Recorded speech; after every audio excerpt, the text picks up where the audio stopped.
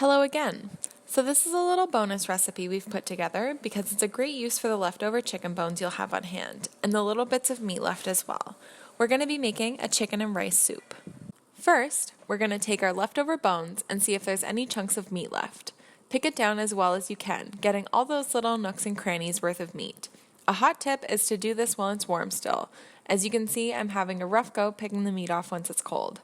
When you're done, put the extra meat into the fridge and grab a pot to throw your bones in with just enough water to cover. Take your pot over to the stove and on high heat bring it to a boil.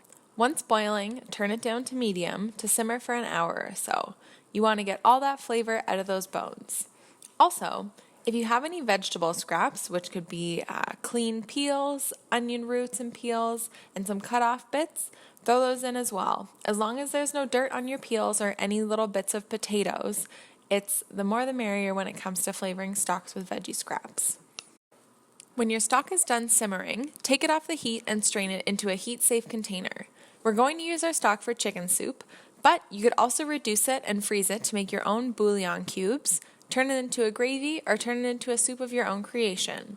This is a great alternative to store-bought stocks if you're on a low-sodium diet, as you can control how much salt you add, and the flavor of the stock can always be concentrated by allowing it to simmer.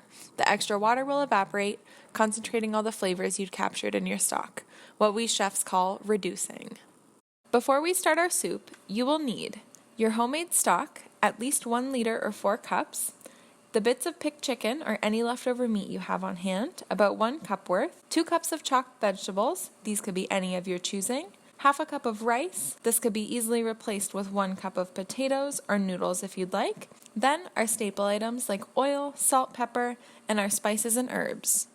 To start our chicken and rice soup, we're going to put a bit of oil in our pot over medium-high heat and add our vegetables. We want to start awakening some flavors in these veggies, so we're going to cook them until they start to get a little brown and soften up. Once again, feel free to make this recipe your own. Add other vegetables you like. You could swap the rice for potatoes or noodles. You can add extra spices, maybe make a chicken chili with some tomatoes and beans. You can make so many different things with the leftovers from a whole chicken. When cooking, color equals flavor. Things that are brown and have had the chance to caramelize always will have more flavor than things that just get a quick sweat in the pan.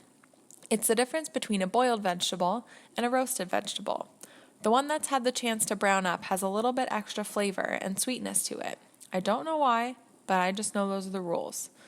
Once your veggies get a bit of color and soften up, throw your chicken pieces in, following with the homemade stock and half a cup of rice.